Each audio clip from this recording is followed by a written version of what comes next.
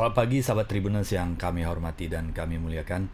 Pagi hari ini Inspiration Solution kita akan membahas sesuatu yang sangat menarik. How to take your business to the next level.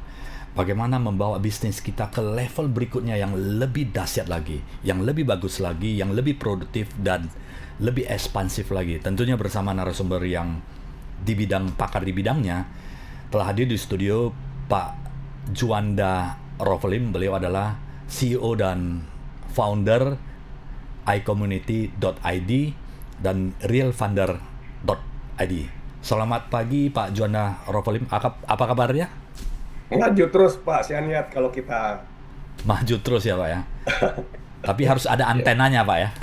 Iya. Pak Juanda, Ya, oke, saya perkenalkan dulu.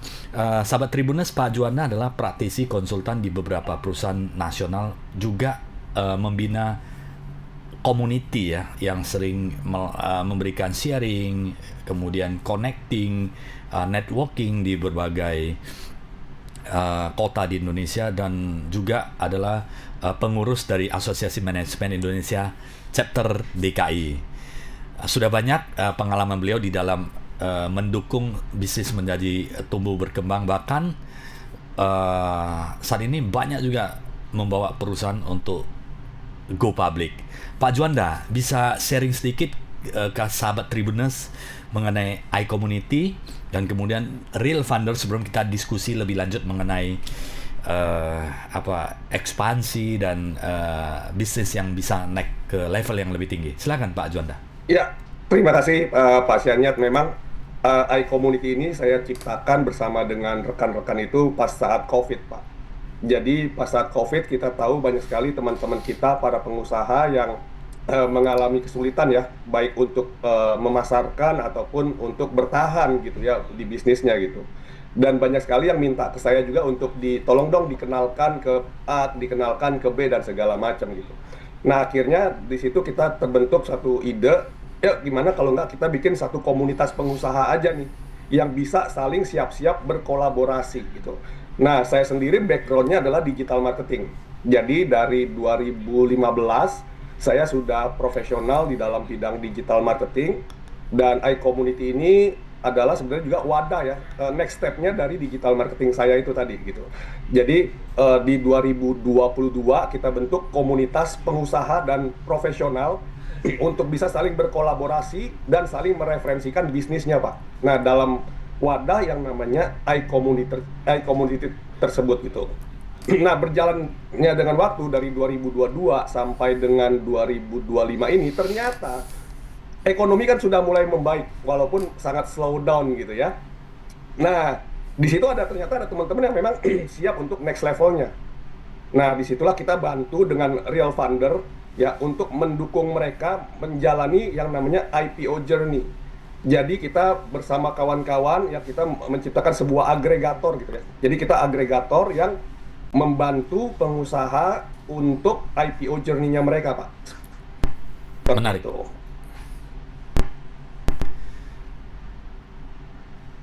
Pak Juanda, kalau kita cerita IPO kan menjadikan sebuah perusahaan menjadi TBK. Apakah next step itu perusahaan disarankan untuk IPO, Pak?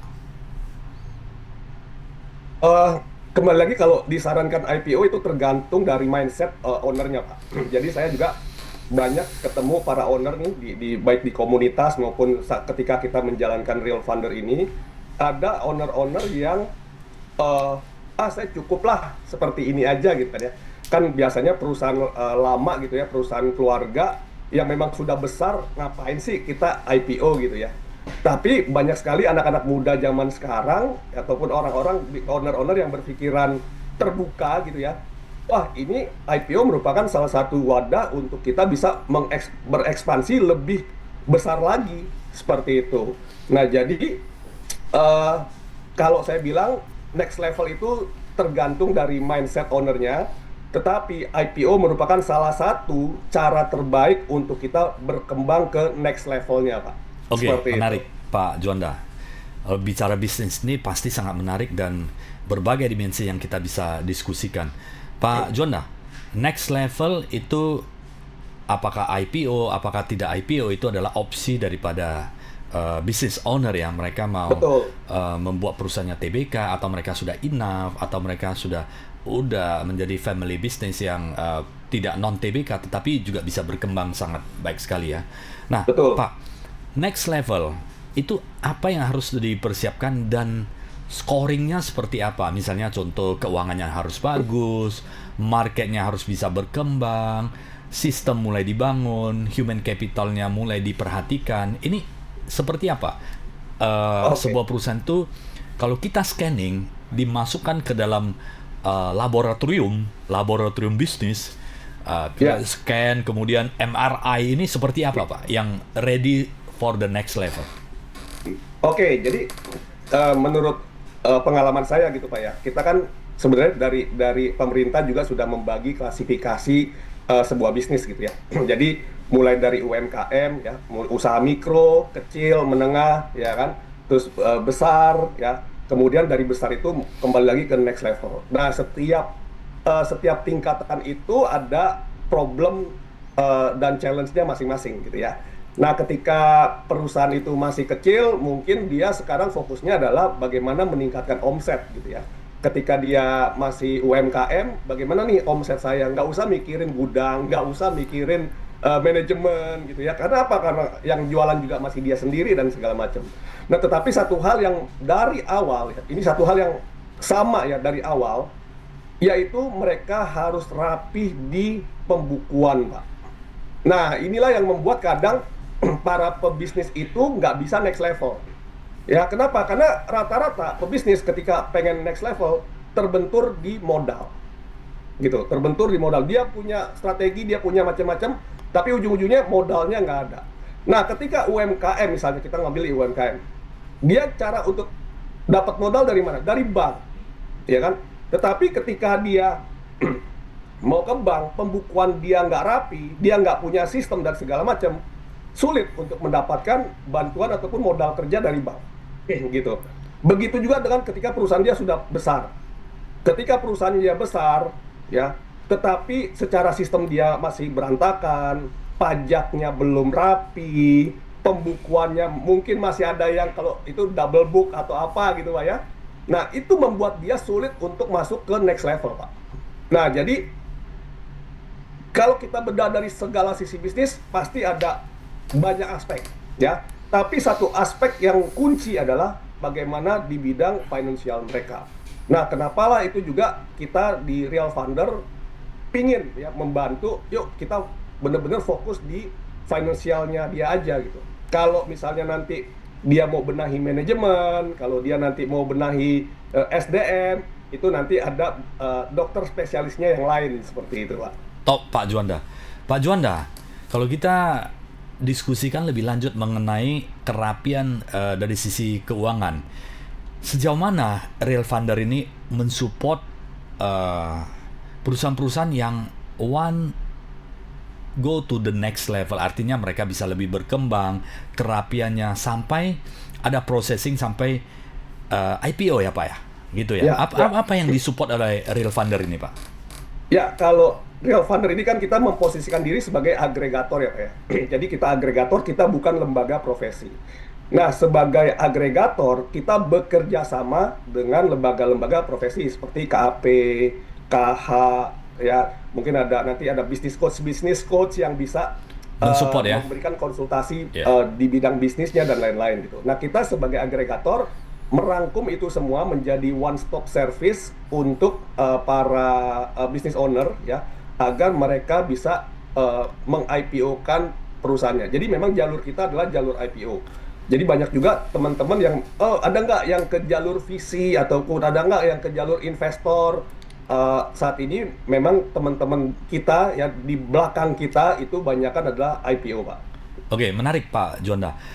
Sampai di dalam IPO kan sebuah perusahaan itu harus dari sisi keuangannya itu harus rapi, ada akuntan publik yang untuk melakukan audit, membuat verifikasi bahwa laporannya sudah sesuai termasuk dari legalitasnya.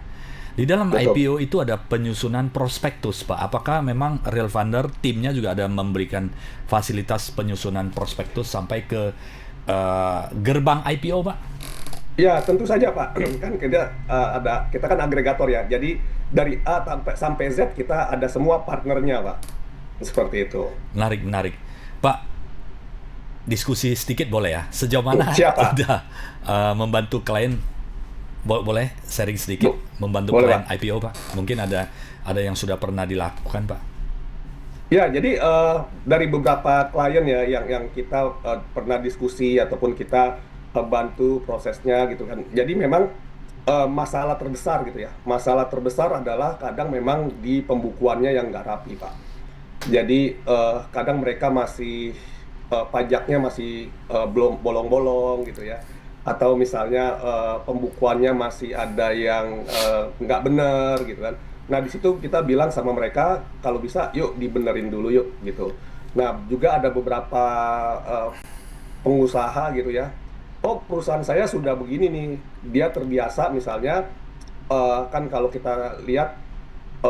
kita lihat pengusaha itu kadang-kadang bukannya eh, gimana ya, dia mau mau pajaknya pajak UMKM aja gitu ya, cuma mau pajaknya 0,5% aja gitu. Nah, akhirnya dia bikin banyak perusahaan, banyak CV dan segala macam supaya pajaknya kecil gitu kan. Nah, hal-hal kayak gitu itu sangat mempengaruhi sehingga dia tidak bisa melanjutkan ke next levelnya untuk IPO, Pak. Nah, kalau dia mau memang next level, ya kita bilang sama mereka, yuk benahin dulu ya. Kita susun perpajakannya yang benar. Jangan takut bayar pajak gitu ya.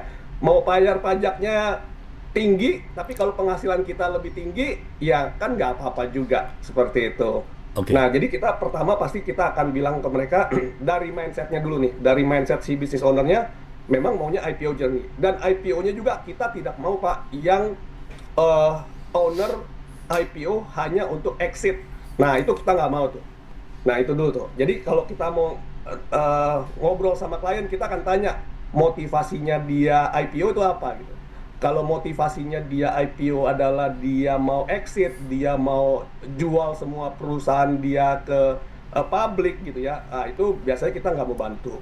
Tapi kalau dia mau, oh kita mau berkembang dan segala macam, yuk kita bareng-bareng, kita berkembang bersama. Nah, setelah itu kita lihat pembukuannya dia gimana. Nah, kalau misalnya pembukuannya dia rapi ya, pembukuan, pajak, terus BPJS, Pak. BPJS pun penting sekali, ya kan? Nah, dan lain-lainnya itu secara legalnya juga sudah rapi. Nah, barulah kita bisa ke next step-nya untuk menyusun prospektus. Nah, jadi setelah kita cek semua rapi, semua oke, barulah kita susun prospektus. Setelah kita susun prospektus, disitulah nanti real funder bekerja untuk mencari funder-funder ya supaya perjalanan IPO ini bisa mulus gitu Pak. Karena banyak sekali orang yang perjalanan IPO itu terhambat. Kenapa? Karena tidak ada funder yang di belakangnya gitu. Funder itu dalam arti kata investor ya, Pak ya? Investor Pak, investor. Investor yang tertarik untuk membeli Sahamnya. sahamnya perusahaannya. Pak Betul. Pak Juanda, ini menarik ini. Kriteria sebelum saya diskusi dengan Pak Juanda mengenai processingnya step by step lebih detail, Ya, saya diskusi sedikit mengenai kriteria Pak. Kriteria laporan keuangan yang bagus itu seperti apa? Yang ready ya, untuk go to the next level, pasti ada ya. kriteria. Apakah harus ada laporan keuangan, neraca, rugi laba dan sebagainya. Laporannya harus rapi dan kemudian tercatat dan sebagainya. Mungkin Bapak bisa berikan kriterianya secara umum. Ya, kalau secara umum tentu saja semua yang pendukung di keuangan seperti tadi Bapak sebutkan ya, kayak ada neraca, laba rugi dan segala macam, dan itu sudah audited Pak. Jadi sudah audited oleh kantor akuntan publik gitu ya. Oke, oke. Jadi mereka sudah diaudited oleh kantor akuntan publik secara berkala, Iya. maka itu sudah Iya. layak gitu ya untuk maju ke next levelnya seperti Oke. itu. Pak Juanda, ini menarik ini Pak. Di satu sisi perusahaan want to go to the next level, artinya mereka bisa lebih berkembang. Salah satunya adalah go public atau IPO terlebih dahulu. Tapi di sisi lain, mereka juga worry kan data-data mereka ini diketahui oleh publik, dan mungkin ya bisa kalau sampai diketahui oleh pesaing atau mungkin para investor, mungkin nanti bisnisnya tanda kutip sedikit bahaya karena competitor want to go in the same Nah, business. Maybe ada pandangan seperti itu. betul betul. Nah, itu salah satu mindset, Pak. Jadi salah satu mindset yang memang harus bisa dibilang diubah gitu ya. Kan kalau kita lihat ada fixed mindset, ada growth mindset gitu ya. Kalau fixed mindset, aduh, saya tuh merasa saya takut nih, takut bisnis saya nanti disusupin atau nanti ada kompetitor masuk beli saham. Nah, saya kemarin baru ngobrol Pak sama salah satu temen, dia pengusaha juga. Kalau saya IPO, nanti saya takut saham saya digrogotin, dibeli sama kompetitor saya, sehingga nanti saya sudah lepas kendali atas atas perusahaan saya gitu. Nah, nggak begitu juga gitu ya. Nah, jadi kita IPO ya, yang kita lepas itu kan hanya mungkin 10, 20, 30% ya dari share kita. Sehingga kita tetap majority. Kecuali yang tadi saya bilang, si ownernya memang mau exit. Akhirnya dia memang jual banyak-banyak sahamnya dia gitu. Tapi yang kita mau kan nggak seperti itu. Yang kita mau, ya kita selepas 20 maksimal 30% saja saham ke publik. Dan perlu kita ketahui juga Pak, ketika tadi kita merasa takut diintip laporan keuangannya, ya kan, takut dilihat prospek bisnisnya dan segala macam, ya kita terbuka aja Pak, gitu. Kenapa? Kan ketika kita terbuka, memang ada dua konsekuensi. Setiap kita lakukan sesuatu kan ada dua konsekuensi. Konsekuensi yang pertama, kita merasa insecure. Konsekuensi kedua, kita merasa ya ini saya apa adanya gitu. Ya, ini saya apa adanya. Kalau Anda mau masuk ke perusahaan saya, ini loh saya. Dan itu lebih mudah Pak untuk investor untuk masuk sebagai big fund ke perusahaan Bapak. Kenapa? Karena udah audited dan TBK terbuka. Nggak bisa ada yang ditutupin lagi. Nah, kekhawatiran pengusaha yang takut untuk IPO adalah karena dia mau bermain, Pak. Nah, kan, ini saya mau ada yang mungkin pajaknya saya tutup-tutupin, mungkin ada BPJS-nya yang nggak dibayar sesuai dengan ketentuan. Nah, mereka mau ngumpetin itu gitu loh. Nah, ketika sudah TBK, itu sudah tidak bisa lagi dilakukan, Pak. Gitu. Tren TBK saat ini seperti apa Pak? Apakah perusahaan-perusahaan uh, yang masih berskala kecil, menengah atau besar, dan Ya. apakah ownernya itu sudah owner yang lebih lebih apa ya namanya ya, lebih young generation seperti milenial? Ya. Apakah milenial lah? Kalau milenial kan masih uh, new enter ke profesional ya Pak ya. Apakah Betul. milenial sudah mulai masuk ke industri yang ready untuk next level Pak? Ya, sebenarnya kalau kalau kita lihat dari pemerintah sekarang sekarang pun sudah memfasilitasi UMKM ya, UMKM untuk masuk ke dalam IPO. Karena kalau kita lihat itu kita lihat dari papan gitu ya. Di IPO itu kan ada kurang lebih ada 4 papan. Ada papan akselerasi, papan pengembangan, papan utama dan papan khusus gitu ya. Nah, akselerasi ini pemerintah itu mewadahi UMKM ya yang sudah berusia minimal 1 tahun ya. Bahkan salah satu syaratnya masih rugi pun boleh gitu ya. Nah, itu menariknya gitu. Tetapi memang yang akselerasi ini biasanya kurang menarik di mata investor gitu. Nah, sedangkan papan pengembangan, nah ini biasanya memang yang sudah sedikit mature gitu ya Pak ya. Jadi mereka sudah sedikit mature, mereka sudah ada profit ya, profitnya juga rata-rata kalau kita bilang ke calon klien kita gitu ya, selama profit kamu 5 sampai 10 M setahun ya. 5 sampai 10 M setahun itu perusahaannya sudah sangat layak IPO gitu. Nah, kalau yang utama kan itu udah yang pemain-pemain besar lah ya, yang asetnya sudah triliunan dan segala macam gitu. Nah, jadi itu Pak. Dan untuk ownernya pun kadang balik lagi memang pengusaha-pengusaha muda inilah yang mungkin lebih berani, Pak. Jadi kalau biasanya kalau generasi satu di atas saya itu mereka lebih lebih safety player atau lebih ya udahlah kita udah ngerintis, udah nyaman, udah cukup lah gitu ya. Nggak ada niat untuk ekspansi lagi gitu. Nah, gitu, Pak. Rata-rata tujuan untuk IPO apa ya Pak ya? Dari klien. Mereka Ya, tertarik untuk IPO itu eh, seperti apa? Mereka punya motivasi Pak. motivasi kebanyakan dari penambahan modal kerja, Pak. Jadi udah pasti mereka butuh modal kerja yang cukup signifikan ya. Dan mereka juga sudah biasanya sudah mentok gitu ya, sudah mentok di bank ya dan segala macam. Nah, mereka butuh salah satu alternatif pembiayaan lain di samping bank gitu loh. Nah, jadi kayak gitu, Pak. Jadi kalau kalau mereka masih bisa ke bank, biasanya mereka ambil jalur bank. Karena kan mereka asumsinya, masih tetap punya saya dan saya tidak mau berbagi gitu ya. Tapi ketika mereka sudah mentok di bank, biasanya mereka cari alternatif pembiayaan di luar bank. Itu salah satunya adalah menggunakan IPO. Nah, itu kalau saya bilang alternatif yang benar gitu ya. Tapi kalau alternatif yang tadi saya bilang banyak pengusaha yang aduh pengen exit gitu ya. Jadi jual perusahaannya melalui jalur IPO. Ada nggak? Banyak yang kayak gitu, Pak. Gitu kan. Tapi kalau di kita sih kita nggak mau ngambil klien yang kayak gitu, Pak. Yang benar-benar untuk pertumbuhan bisnis ya Pak ya. Betul gitu. Karena kasihan Pak nanti di masyarakatnya gitu ya. Kan kita lihat banyak sekali IPO-IPO yang khususnya tahun 2020 yang masuk ke papan akselerasi. Kita lihatlah banyak beritanya juga di media-media online ataupun media-media yang besar. Mungkin di Tribun juga sering ngebahas gitu ya. Perusahaan-perusahaan yang IPO waktu 2020 sekarang udah nggak jelas kemana gitu kan. Ownernya juga udah nggak jelas, masih mau nerusin bisnisnya atau enggak dan segala macem gitu loh, Pak.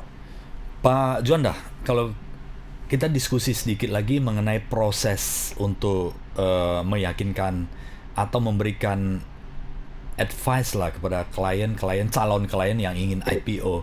Ini kan Hmm, processingnya bukan hal yang eh, jangka pendek ya Pak ya, butuh waktu hmm, beberapa kali kita diskusi, kemudian mengetahui cara berpikir daripada calon klien atau calon untuk perusahaan yang ingin IPO, itu takes time Pak.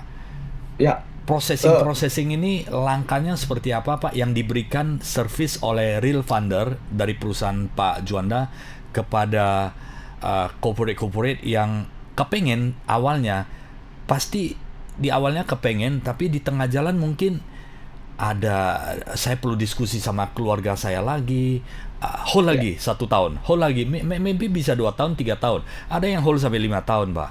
Jadi ini betul. bagaimana memberikan pelayanan seperti itu? Apakah itu pada saat review awal itu uh, free diberikan kepada calon klien? Apakah ada diskusi paket diskusi atau mungkin paket lainnya Pak? Oke, ya memang kalau di real funder ini karena kita juga basically-nya dari community ya Pak ya. Jadi kita memang menganggap teman-teman itu sebagai teman gitu ya, sebagai sahabat gitu. Jadi kita nggak mau menganggap klien itu sebagai mesin uang Pak. Artinya kalau sebagai mesin uang itu kan begitu dia baru mau diskusi udah kena charge ya kan.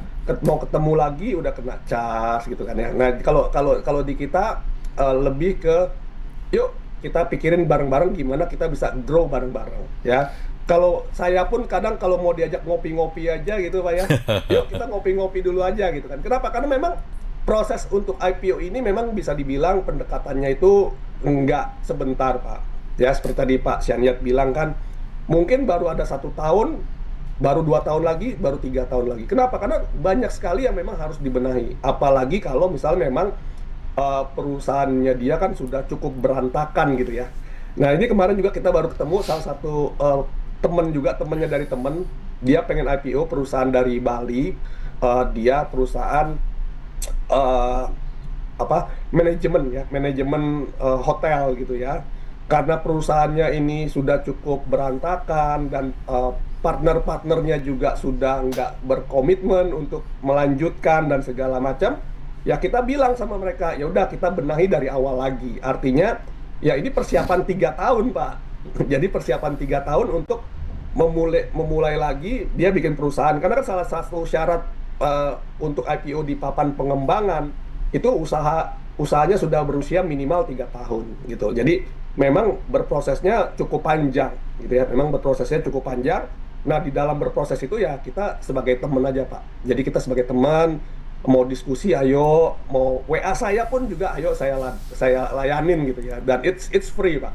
Karena kita di Real Founder itu kita mau menjadi sahabat untuk bertumbuh bersama-sama, Pak. Oke. Bukan mau jadiin klien jadi mesin uang, Pak. Iya, setuju Pak. Di awalnya untuk informasi para klien, calon klien yang ingin IPO, ternyata setelah didiskusikan mungkin banyak hal yang ingin diperbaiki. Ya. Pasti ini perlu dokter spesialis untuk masuk. Itu bagaimana Pak? Apakah ada pelayanan atau paket khusus, jasa khusus untuk mereka, ataukah itu free juga diberikan kepada mereka? Nah, balik lagi Pak, karena kita adalah sifatnya agregator, ketika dia nanti butuh dokter spesialisnya, biasanya kita merekomendasikan. Kita merekomendasikan misalnya, oh dia butuh KAP nih ternyata, ya udah ini KAP-nya loh, mau pakai KAP yang kita referensikan boleh, atau sudah punya KAP yang sudah biasa dipakai juga silakan. Oke. Atau begitu kita ngobrol-ngobrol, oh ternyata ini manajemennya nih masih berantakan nih. Oh ini kita punya kenalan loh, kenalan kita itu dia bisnis coach loh, dia bisa membantu untuk membenahi sistem, bikin SOP, bikin segala macam. Kalau mau pakai yang kita referensikan boleh, ya kan? Mau punya sendiri juga boleh. Dan kita nggak, secara Real Foundernya kita nggak ngecas, Pak. Artinya, ya dia nanti kalau ada deal-deal sama si dokter spesialis, ya udah langsung aja ke dokter spesialis. Karena kita sudah merasa kita punya kuenya sendiri kok, gitu. Yeah. Finally, kalau semua dimensi di dalam perusahaan itu sudah rapi, lebih mudah untuk dibuatkan prospektus atau rencana untuk IPO ya Pak ya? Betul. Nah, kita bagiannya di situ, Pak. Yang bagian ke founder, seperti namanya kan Real Founder. Ketika perusahaannya udah rapi, sudah oke semua, nanti tugas kita bagian nyari-nyari founder, Pak. Gitu. Oke, Pak. 2 pertanyaan lagi, Pak. Ya. Untuk penjamin emisi bagaimana, Pak? Nah, kalau untuk penjamin emisi kan nanti itu juga balik lagi, Pak. Kan kita bisa menggunakan underwriter ya, ataupun kita bisa menggunakan sekuritas. Nah, di sekuritas ini kita punya beberapa partner. Ya, beberapa partner ini yang bisa kita referensikan, ya. Dia mau pakai silakan, atau dia balik lagi. Oh, saya sudah punya teman saya juga sekuritas, saya mau pakai dia aja, ya silakan, Pak. Kita nggak mengikat kok. Oke, Pak. Sebelum satu pertanyaan terakhir, itu bagaimana menghubungi Bapak dan tim, Pak? Real Founder, Pak. Oke, jadi kalau untuk menghubungi Real Founder bisa di websitenya kita juga ada realfounders.id, ya sesuai dengan yang ada di flyer acara hari ini, atau bisa kontak DM Instagram saya juga boleh. Di situ ada nomor telepon saya, ya di Juanda Rovelim. Seperti itu, Pak. Menarik. Pertanyaan terakhir, Pak. 5 tahun ke depan dunia bisnis Indonesia untuk next level seperti apa? Apakah untuk IPO ini akan mengalami peningkatan? Ya, kalau untuk IPO kita pasti akan berkembang terus ya Pak ya. Karena kan memang dari pemerintah kita juga mendorong agar bisnis kita bisa berkembang ya, next level gitu ya. Nah, salah satu next level adalah IPO. Dan jangan takut ya, karena memang mungkin mindset dari para orang tua kita kadang bilang jangan main saham, jangan ini, jangan itu gitu kan, ada mindset seperti itu. Padahal kalau saya bilang ketika kita melakukan IPO itu seperti mengasuransikan perusahaan kita. Jadi kalau misalnya orang ada asuransinya ya, perusahaan itu menurut saya diasuransikannya melalui jalur IPO. Itu opini saya gitu ya.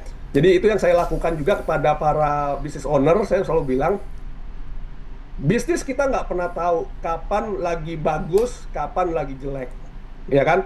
Ketika lagi bagus kita selalu bilang, bisnis saya bagus, nggak perlulah dana dari masyarakat, nggak perlulah investor dan segala macam gitu.